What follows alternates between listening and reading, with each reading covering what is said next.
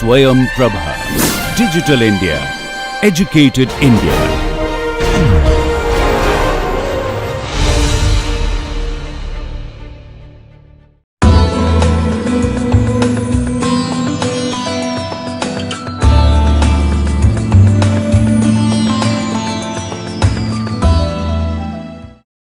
Good morning. So, film noir is our topic for the day. Noir literally means the dark. Film noir literally means the dark films. Noir, as you all know, means the color black. The term was coined by French film critics in 1946 to refer to a particular type of American film. So, remember, this is very important to note that noir as a topic, noir as a movement was coined by the French film critics who we often refer to in this course, the people from Cahiers du cinema, especially Godard and Truffaut and André Bazin. So, they coined this term to refer to a particular kind of American cinema. Film noir arose from the collision of German expressionism. We have been talking on and off about German expressionism in this course. So, this is important to understand that this was a combination of German expressionistic cinema, horror cinema, realism and as well as paralleling the emergence of the city as a character. So, in all film noir, city emerges as a very powerful character. It is an important entity by its own, on its own. The first true film noir is probably Fritz Lang's M, which was released in 1931, starring Peter Lorre. So, Fritz Lang, talking about the great filmmaker, he was of German origin, fled Germany in 1933 from the Nazi regime. We have been frequently talking about these filmmakers. Billy Wilder, for instance, the other day we were referring to him. So, similarly, Fritz Lang fled Germany in 1933 and directed a series of anti-Nazi films in Hollywood. One was Manhunt in 1941, Hangmen Also Die in 1943 and Ministry of Fear in 1944. Fritz Lang was blacklisted in Hollywood because of his supposed communist collaboration, and the films he made in Hollywood, the noir he made in Hollywood, go as The Big Heat 1953. Some of you may recall Lee Marvin is an important negative character in The Big Heat. The Blue Gardenia, Human Desire in 1954, and then he returned to Germany and later appeared as himself, later appeared as Fritz Lang, the director, in Godard's Contempt in 1963. Let's talk about film noir in America. So, film noir first evolved in the 1940s and became prominent in the post-war era and lasted in the classic golden age period until about 1960. We have been talking about the classic golden age period of Hollywood cinema for quite a while. So, noir was an important part of the golden age period. Classic film noir developed during and after the Second World War, taking advantage of the post-war ambience of anxiety, pessimism and suspicion, and possibly reflecting male fears of female liberation and independence during the war years. So, this is important to understand that after the Second World War, America was undergoing certain socio-cultural changes. The equation between the two genders was also undergoing rapid changes, and it was an atmosphere of anxiety and suspicion, and perhaps the climate was just right for this kind of cinema. The noir was characterized further by a downbeat atmosphere and graphic violence. Think the scene where Lee Marvin throws burning coffee, hot coffee on his Moll's face and blinds her in the eye in The Big Heat. So, graphic violence, and throughout the movie we see her with a burnt face, the beautiful girl completely scarred, And so this kind of graphic violence was a contribution of this category of cinema called film noir. And noir of course carried post-war American pessimism to the point of nihilism by assuming the absolute corruption of society. So who could we trust? That's the question noir would often raise.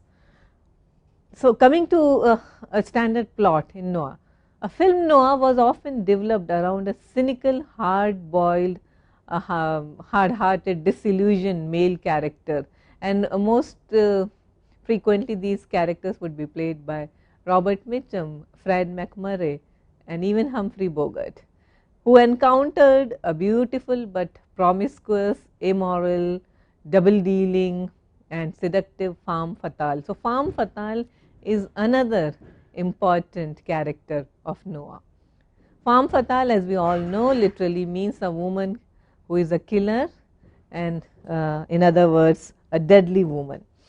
So these are the characters we have been talking about: femme fatale, hard-boiled hero, often a detective, and noir would often derive their plots from Pulp Fiction, and we will soon talk about that also. Noir is primarily psychological, favoring atmosphere over action. So we find that noir is extremely atmospheric. Plot is important, of course, but it's also the atmosphere, the rain-drenched streets, the night shots, okay, an atmosphere of dread, anxiety, and paranoia. Okay, so those are all very important features. We were talking about the influence of German Expressionism on noir, and German Expressionism, with his insistence on chiaroscuro lighting, interplay of light and darkness, distorted camera angles and symbolic set designs, was the single most important influence on noir. That's very important to understand. And key movies in this regard, The Cabinet of Dr. Caligari, 1919, and Nosferatu. So these films we are going to talk about, and we have to understand that noir was a product of German Expressionism. I just referred to noir and its indebtedness to literature, especially Pulp Fiction. So Dashiell Hammett, he was one of the most important writers of that period, and if you remember, we have often been talking about Arthur Miller, Elia Kazan, and Dashiell Hammett with reference to their involvement in the HUAC committee. So Dashiell Hammett was indicted by the US government during that period of harboring anti-US tendencies, which was of course not true, but that was an age or atmosphere of paranoia and dread, and everyone was a suspect. So Dashiell Hammett, who was also a long time associate of the great dramatist Lillian Hellman, created a character, Sam Spade, and The Maltese Falcon is his great novel, which was adapted for a movie starring Humphrey Bogart in 1941. So that's the origin of the classic noir, The Maltese Falcon. Then Raymond Chandler, who created the character of Philip Marlowe, again played by Humphrey Bogart in The Big Sleep, directed by Howard Hawks, and The Lady in the Lake, which was a 1947 work. James M. Cain, we have often been referring to his Mildred Pierce, which is noir in parts, but his classic noir include Double Indemnity and also The Postman Always Rings Twice. And Double Indemnity, you should know that Chandler co-wrote the screenplay along with Billy Wilder, who was the director. We were just referring to Billy Wilder the other day as one of the important key directors of the Golden Age. Cornell Woolrich, who wrote The Bride Wore Black, was adapted into a film by Francois Truffaut. So that tells us about how far reaching was the influence of noir on filmmakers.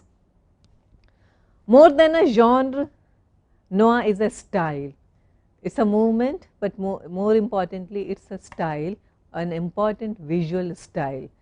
And its style of cinematography emphasizes the impression of nighttime photography, high contrast lighting, occasional low key lighting to show encroaching metaphysical darkness, deep shadows lurking round the corner, an oblique angle, so the tilted camera to show a world which is completely out of joint in distorted images. So those are the visual stylistic elements of noir. So noir often features interplay of shadow and light. Chiaroscuro we were talking about, stylized narrative, often use of a voice over narration. Think Sunset Boulevard. The other day we were talking about Billy Wilder as a great American filmmaker, and his Sunset Boulevard begins with the famous shot of a dead body, William Holden's dead body lying in a swimming pool, and the entire story is told in a voice-over narration, and it's William Holden's voice. Noir also is a study of psychology of the male protagonist. Presence of a femme fatale, a very, very important, very key feature, and an all-pervading sense of pessimism, anxiety, and failure.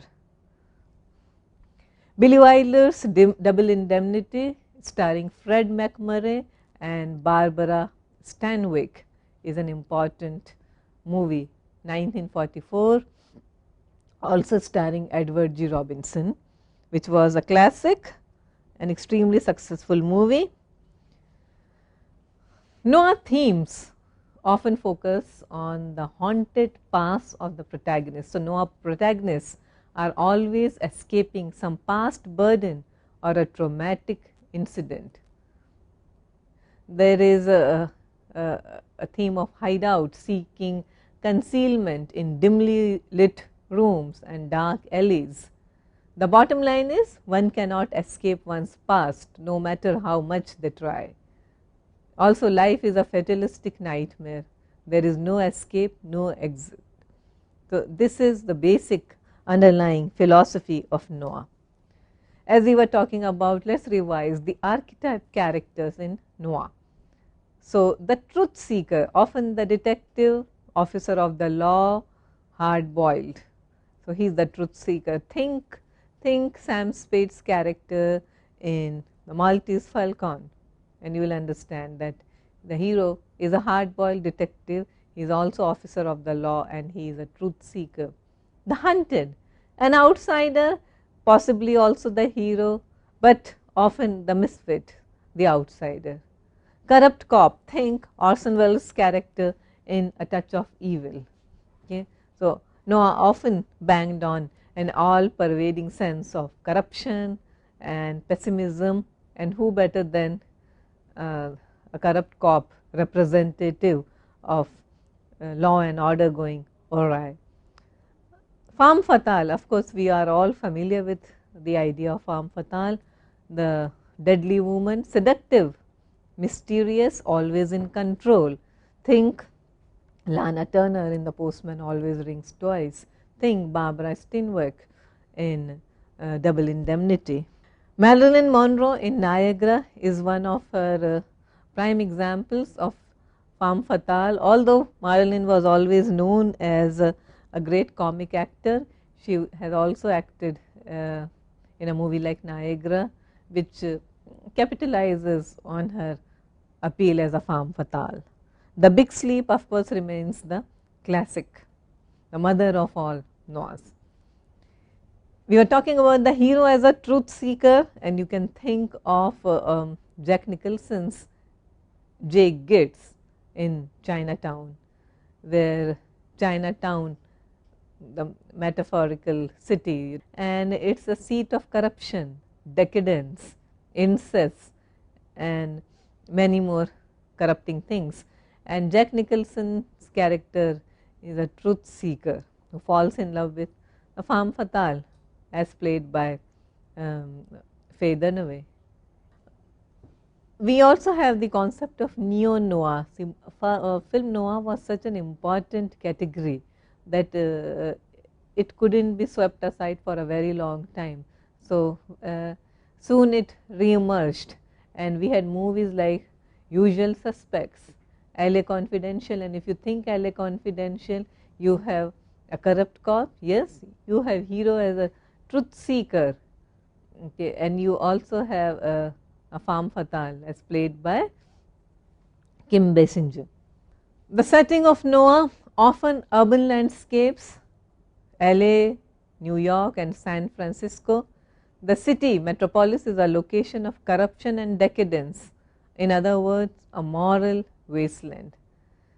And if at all Noah is set in rural landscape, it becomes a sanctuary for the corrupt or a killing ground. That is important to understand, that rural landscape soon becomes corrupted when an outsider arrives on the scene, and that outsider is invariably from city. So let us think of The Postman Always Rings Twice.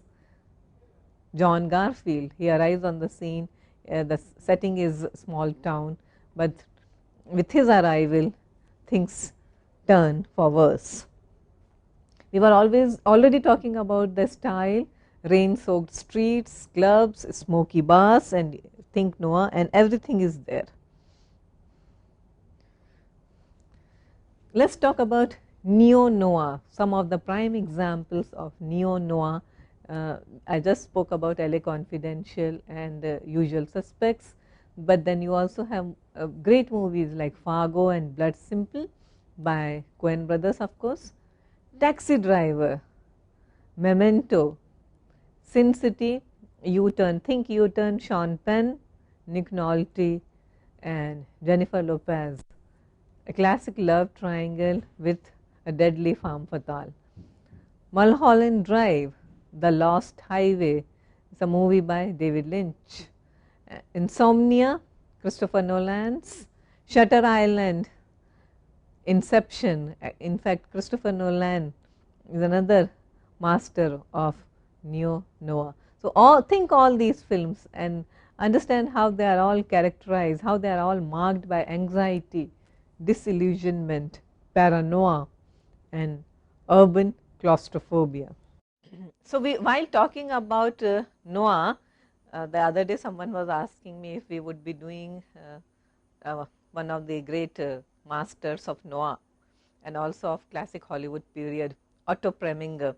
So yes, I thought it's a good moment to talk about cinema of Otto Preminger also, especially in context of film noir. So Otto Preminger, he was often called Otto the Terrible because of his temper and tantrums, and he often came into conflict with Daryl Zanuck. We have already done the classic Hollywood system. So of 20th century Fox, Zanuck. So Otto Preminger had lots of issues with dealing with people, and he was one of those authors. Of course, the term author did not exist at that point, but he was an author in the true sense of the word, especially in the way he would like to have a complete control over the way things were in the studio. That included taking control over the sound aspects, the cinematography, and choosing his own team of experts, and also choosing his own actors, the kind of people he would like to work with. So truly a versatile genius, because there is no single genre that he specialized in. But yes, there is a collection of films especially related to noir, and that we are going to talk about. So Otto Preminger, 1905 to 1986. He was a Jew born in Austria and immigrated to New York, where he directed plays on Broadway. So that was the way he started his career. His major films include River of No Return with Marilyn Monroe, which is a western, Marilyn Monroe and Robert Mitchum. He is also known to make one of the first mainstream movies about drug addiction, The Man with the Golden Arm in 1956 with Frank Sinatra as a junkie. So, that's something that tells you that he liked to deal with unconventional themes and plots. His most famous movie apart from Laura that we are going to discuss today is Anatomy of a Murder, and the movie generated plenty of controversy at that point because of its realistic depiction of a rape scene. That was 1959, starring James Stewart. And Exodus 1960 is about the founding of the state of Israel. Coming to his noir, his classic noir Laura. Laura was released in 1944. So, this is what we are going to talk about. So, today's key concept is revisiting a classic, that is Laura by Otto Preminger. We will also talk about neo-noir, define neo-noir, and then discuss Martin Scorsese's Taxi Driver as a neo-noir. So, as we have been talking about, noir is more related to style and atmosphere rather than a genre. So, the troubling premise of Laura is that homicide detective Macpherson, as played by Dana Andrews, he is seduced by the aura of a portrait of a supposed murder victim, Laura Hunt, as played by Jean Tierney. Now, the premise of the story is that there has been a murder, a detective is on call, as played by Dana Andrews, and when he arrives, he meets a very interesting character. Interestingly, the first few moments are narrated in a voiceover, classic noir trope. So, that voice belongs to a very charismatic person in the movie. He is a sophisticate, he is an aesthete, and he is a columnist. And he is the character is played by Clifton Webb, who was already 55 years old, and Detective Macpherson sees him regarding the murder of Laura, because we are told that Webb has been very close to Laura Hunt, and so it's like classic Citizen Kane narrative, where the dead victim, the detective visits several people who were close to the dead person, the victim, and tries to analyze the character of Laura. So, the character of Laura is constructed through the perspectives of several people who have known her. Of course, a few years before we had Citizen Kane following the same narrative trajectory. In Laura, however, things are quite different, because he is also a detective on trail. He has to find out the classic whodunit, but also what kind of a person was Laura. So, that becomes another theme of the movie. As he investigates and interviews many people from a New York society with whom Laura had surrounded herself, Macpherson, as played by Dana Andrews, he is the classic blue-collared outsider. Laura comes across as a very decent, extremely beautiful and sophisticated, charming and intelligent person, and the detective slowly starts falling in love with a dead person. So, you see another very experimental theme, very innovative idea, necrophilia, a man falling in love with a dead woman. So, in several ways, Laura anticipates Hitchcock's Vertigo, where the conspiracy hinges upon James Stewart's Scotty falling in love with Kim Novak's Madeline, and we all know what the story is all about. We have been discussing Vertigo several times. This is ensured, however, just by hiring Scotty, if you remember Vertigo, to observe Madeline, so that he will try to explain and save her, and his investigation gradually turns into an obsession. And when he first comes across the news of her supposed suicide, Madeline's suicide, we know what happens to Scotty. Okay, so he becomes obsessed with the Kim Novak character. Now, Noah by Preminger. So, Preminger followed Laura with Fallen Angel, Whirlpool, where the sidewalk ends, and Angel Face, all of which are regarded as noir classics. We have been talking about the gaze in Hitchcock, that Hitchcock was fascinated by supposed gaze, okay, of characters. So, this idea is also found in Otto Preminger's films, especially in Laura, where the detective is attracted by Jean Tierney, even when as it seems in the earlier situation, or in that she is dead, she has been just shot dead by some unknown person.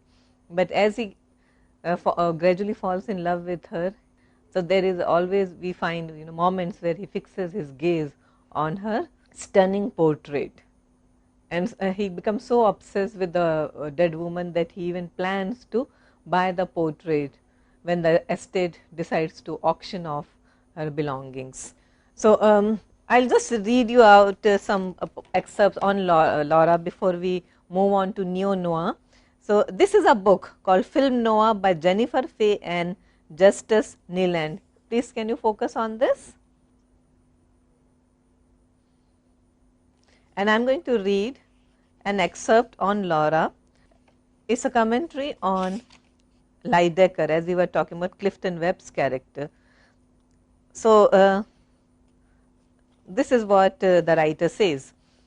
The parallels between the enthralling Laura Hunt, as played by Jean Tierney, and Lydecker, Clifton Webb, the queer art critics in Otto Preminger's Laura. We are first introduced to Lydecker through his possessions and disembodied voice-over narration.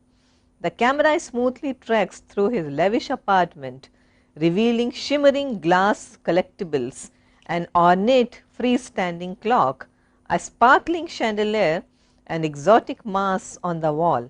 Finally, the camera rests not on Lydecker, but on our detective hero Macpherson, who is waiting to interview him about a murder. Macpherson sneers at this refinery, feeling himself out of place and perhaps outclassed. But the sneer returns to Macpherson's face when finally he sees Lydecker in the flesh, or shall we specify in the nude, for Lydecker is bathing in his equally ornate bathroom during their first exchange. As the two men discuss the murder scene, Lydecker towels off and dresses with meticulous attention to his silk pocket square and fragrant boutonniere. It is both the objects and the overall fussiness of his toilet process itself that style Lydecker as queer. As Lydecker explains to Macpherson, that evening over a candlelit dinner, he is a self-proclaimed, self-absorbed connoisseur of women, of art, and of true crime, who has molded Laura into the successful advertising executive she has become, that is, until her alleged murder. So, you see, the idea is there is an element of queerness or homosexuality in Laura, and of course, we are talking about the times of the Hays Code, the production code, and such things couldn't be articulated, couldn't be vocalized, but it's all there. And Clifton Webb's character is decidedly queer. So, this is what Richard Dyer thinks about it, and the writers say, in keeping with Dyer's reading, Lydecker does not love Laura or sexually desire her so much as he prizes her as an object reflecting his good taste. Macpherson, a working class and uncultured gumshoe, has little access to this world of high refinery. Yet, when he becomes intimate with Laura's equally lavish apartment, which boasts an exact replica of Lydecker's freestanding neo-baroque clock, Macpherson becomes romantically obsessed with this dead woman. In one scene, he moves around her apartment, handling her effects, a silk scarf, her perfume, her clothes, and her letters, some written to her by Lydecker. Macpherson pours himself a drink and gazes at a portrait of her that he plans to buy from the estate. As Lydecker asserts, Macpherson has fallen in love with a corpse. So that's Otto Preminger for you, very unusual, very unorthodox and very bold, especially with his selection and choice of films. Let us go through our list of neo-noir once more. So what is neo-noir? If there was film noir, the classic noir, of course it was set during the time of classic Hollywood, and if it's neo-noir, we are basically talking about cinema of the new Hollywood period, particularly late 60s and early 70s onwards. And they still exist. I mean, LA Confidential, which is a movie of the 1990s, perhaps 97. Yeah, so that is a classic neo-noir. It's a take on Chinatown, perhaps, or Postman Always Rings Twice. So it's a noir in that classic tradition. So neo-noir, we have some classic examples: Taxi Driver, Usual Suspects, Mulholland Drive, Fargo, Blood Simple, Memento, Sin City, U-Turn, and Insomnia, Collateral, Inception, and even Black Swan. So what do all these films signify? We have already talked about that: anxiety, displacement, disillusionment, dystopia, and claustrophobia. So of course all these things exist in classic noir as well, but neo-noir updates those themes of anxiety, displacement, claustrophobia, and paranoia. So the themes are updated in terms of content, style, and visual elements. For example, inclusion of social networking sites or internet or surveillance, as we were talking about the conversation, Coppola's conversation. So these elements combine and give a touch of neo-noir. Let's even think of a movie like Sin City, based on a graphic novel. So stylistically they differ. Modern themes of neo-noir also include identity crisis, memory issues, and subjectivity and technological problems. Let's think, for example, films like Memento and Blade Runner. Memento deals with, as we all know, with the theme of memory loss, and Blade Runner is a science fiction. We have already done that when we were talking about when we were discussing intertextuality, and it also deals with the idea of urban claustrophobia and dystopia. Now, talking about Taxi Driver, 1976, as neo-noir, directed by Martin Scorsese and scripted by Paul Schrader. Music by Bernard Herrmann, who was a regular with Hitchcock, and it has Robert De Niro, Harvey Keitel, Jodie Foster, and Sybil Shepherd. Taxi Driver is, as they call it, what is the genre? Neo-noir, and some even call it the ultimate in existential cool. So the themes, as you know, to think existential cool and neo-noir.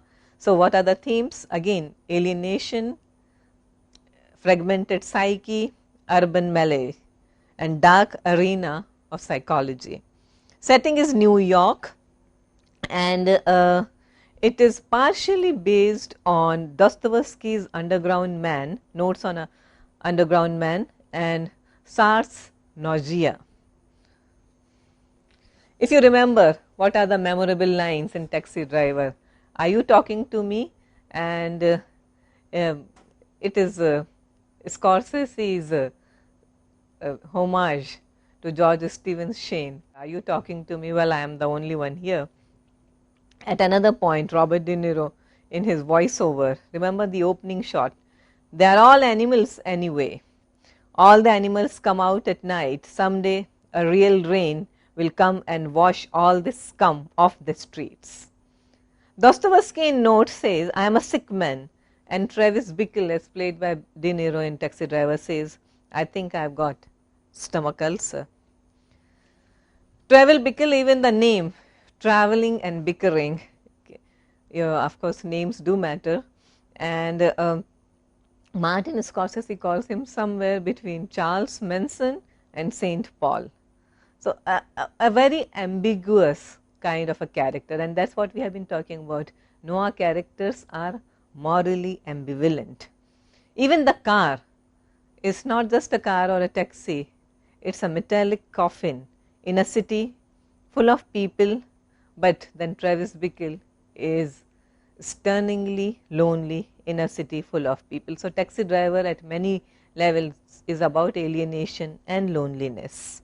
Although he attempts to be normal, and then you have Sybil Shepherd's character and he dates her for a while, but then he has distorted ideas of the real world and he lives in such a warped world of his own that he can never form a real relationship with normal regular people. Okay. If you watch the movie, you will notice the utter absence of domestic life of any kind. There is no connection between Travis Bickle and his fellow cabbies, and voiceover often tells us that he is in fact dead.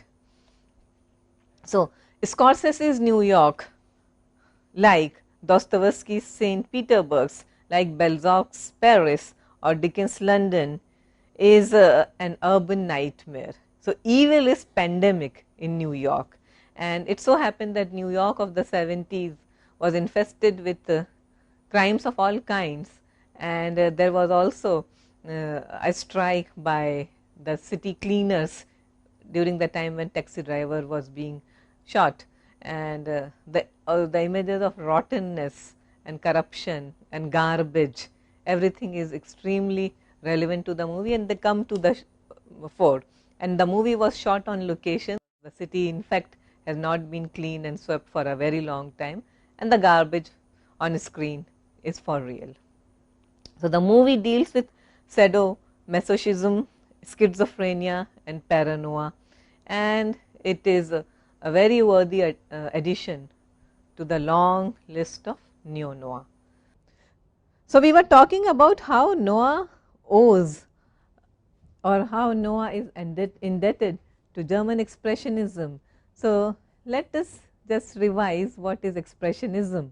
Expressionism had been the dominant feature of German art since 1910, including theatre, painting and music.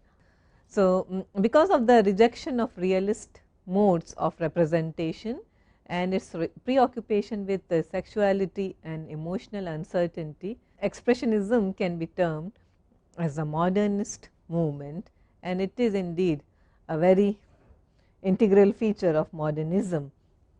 Screamed by Edvard Munch painting, in fact heralded the age of Expressionism in German painting and arts. Coming to theatre and visual arts and cinema, Max Reinhardt, we have been talking about Max Reinhardt quite often.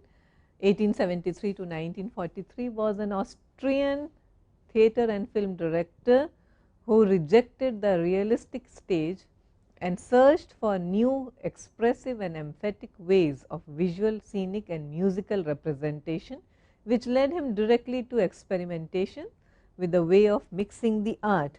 So, he is one person who is quite often held responsible for initiating Expressionism in arts. Now, why did Expressionism as a movement, as an artistic movement, originate in Germany? We have to remember that after Germany's defeat in the First World War, the artistic form captured the mood of the generation, which was pessimistic and full of anxiety and dread, because Germany had lost land, its people and also its pride in the Versailles Treaty.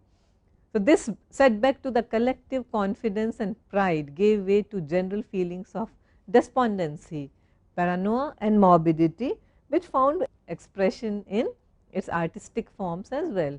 So, we just referred to the Cabinet of Dr. Caligari. Robert Wiene directed it in 1919. So, the impact of Expressionism as a movement was soon realized in this film, Dr. Caligari, which is considered as one of the foremost expression of Expressionism as an aesthetic movement. It is a narrative of a mad doctor who uses a somnambulist, someone who sleepwalks, to commit crimes for him. So, Wiene presents the actors in exaggerated makeup and places them in distorted sets and angular architecture. So, one of the key features of expressionism is employment of chiaroscuro lighting and distorted sets to represent the sense of paranoia and mental instability of the characters. Some of the stylistic features of Dr. Caligari include all the features of expressionism such as chiaroscuro, interplay of lights and shadows, oblique angles, spatial distortions. The general and overall feeling is that danger lurks in the corner. The city is a threatening sight and full of morally ambiguous characters. The movie has been blamed for brainwashing the Germans, resulting in the rise of Nazism, which is true to an extent, because cinema was an important force, still an important force. So, Dr. Caligari is often held responsible for the rise of Nazism. Other landmark expressionistic films of this period are Nosferatu, The Last Laugh by Murnau, and Metropolis by Fritz Lang. The major reason for the end of expressionism was the end of silent films, because the invention of sound paved way for naturalism and realism. We have been talking about that quite frequently. The rise of Nazism in Germany led many talented filmmakers to flee the country and work in Hollywood. We have been talking about that quite frequently as well. For example, directors like Fritz Lang, Karl Freund and Billy Wilder, they took expressionism to America, and the result of this transcontinental exodus was a hybrid of German expressionism, French poetic realism and American pulp film noir. The expressionist style of film noir creates an alienating effect along with realist depictions. It distorts perspectives, emphasizes gestures, and articulates a language for the subconscious. The directors living in self-exile in Hollywood used expressionism to express their present through their past. The brutality against Jews magnified the sense of a living nightmare for those who participated in the business of the escapist world of Hollywood. So, that is how noir was imported to Hollywood.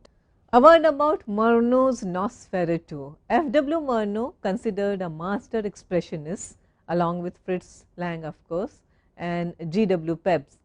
His films are full of dread and suggest a world between reality and fantasy. There is a very thin line of demarcation between the two. So, the themes of repression and sexuality recur, which echo something that Murnau's personal life, something about Murnau's personal life, since he was believed to be a closet homosexual during the period of Germany's homophobic laws. So, many scholars, many film scholars have attributed this feeling of dread and paranoia to Murnau's own repressed feelings. His films are known for creating a sense of an alternative, parallel kind of a universe. One of the best horror films, Nosferatu, A Symphony of Terror, is a classic example of German expressionism, with Max Schreck playing Count Orlok, a Dracula-like character inspired by Bram Stoker's Dracula. Murnau renamed the film Nosferatu after receiving legal threats from Stoker's estate. Some of the memorable scenes from Nosferatu include the Count's journey by ship in a coffin and surrounded by dead mates, Count arising from the coffin, a scientist's lecture on the Venus flytrap, the disappearance of the phantom coach, and all similar scenes. So, you can well imagine the sense of paranoia and dread that film embodies. Murnau also uses techniques such as montage, intercuts, interplay of lights and shadows, and impressive special effects. He was a master of filmmaking, and He uses all these devices to perfection. So authentic was Max Schreck's look that some people believed that the actor was in fact a vampire, and many people felt that it was actually a vampire acting in a movie. So that's their naivete. The legacy of Nosferatu. So German filmmaker Werner Herzog remade Nosferatu as Nosferatu Phantom of the Night with Klaus Kinski in the title role, and in Tim Burton's Batman Returns, Christopher Walken plays Max Schreck, the evil business tycoon and political manipulator who poses a threat to Gotham City by poisoning the environment. In Shadows of the Vampire, another legacy of Nosferatu, a fictionalized making of Nosferatu, Murnau is played by John Malkovich, who hires a real vampire played by Willem Dafoe to play Count Orlok. So, as we were talking about, there were rumors that Count Orlok in Murnau's movie is a real vampire, and the movie Shadow of the Vampires plays on that myth, on that legend. Murnau's The Last Laugh, 1924, another German movie, is a story of a hotel porter who has lost his position but continues to wear his uniform to garner respect and gradually sinks into depression and alcoholism. Murnau jettisoned the practice of using intertitles and narrated the story through images. Remember, those were the times of silent cinema. However, Murnau jettisons the use of intertitles. The film is also important as one of the early efforts which map the dangers and pleasures of modern urban life. Through the use of long takes, deep focus, depth of field and fluid camera work, The Last Laugh has become like a textbook cinema for cinematographers and directors alike. Murnau made his classic Sunrise, a story of two humans, in 1927 in America, which was produced by Fox Pictures. The film was released at the dawn of the talking films. You remember 1927, the year of a jazz singer. Sunrise, though a silent movie, had a soundtrack, and it's considered a masterpiece but was a commercial failure when first released. Sunrise effectively combines the contrast between the rural and the urban environment, the binary between the two worlds. A man from the rural area arrives in a city where he is seduced by the place, and a city woman, of course, sophisticate, to murder his wife. Murnau makes the story so fable-like that the characters are not even given names. They are just man, woman and the temptress. The country represents the homebound, sweet-natured wife, whereas the city is embodied in the form of the femme fatale seductress. In certain ways, the vamp reminds us of Murnau's Mephistopheles in Faust and Count Orlok in Nosferatu, as she bargains and claims the hero's soul. The film was appreciated for the exquisite sets and designs of the city, complete with buildings and thoroughfares.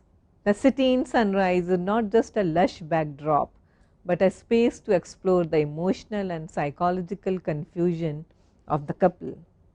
Fritz Lang, another important filmmaker who exploited German expressionistic techniques to the maximum.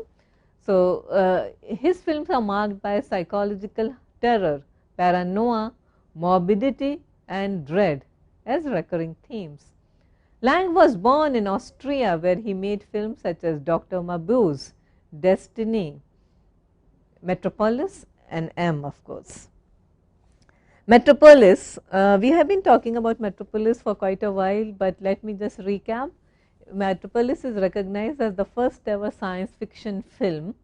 It was released in 1927 and it was one of the most expensive films of its times. The fairy tale plot focuses on the protagonist, Frederson, the spoiled son of a rich father, and the father is called the master of Metropolis. Freder learns the oppressive living conditions of the working class and comes to understand them through a saintly young girl, Maria, who also mediates in cases of disputes between the industrialists and the workers. In order to break this alliance, the master gets Maria kidnapped and collaborates with the mad scientist and creates a female robot. The robot is a replica of Maria. So, the evil double is unleashed on the city, and it is quite a femme fatale, dances in clubs and instigates a riot in the streets. However, Freder and the real Maria come together at the end and save the city from the destruction initiated by the female robot.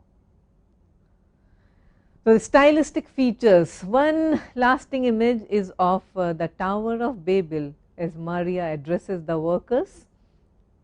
Metropolis is credited for blending imageries of religion with that of a science fiction, which have been referred to in many later works. A futuristic robot, a steel-handed mad scientist burning at stake, workers walking into the jaws of a machine.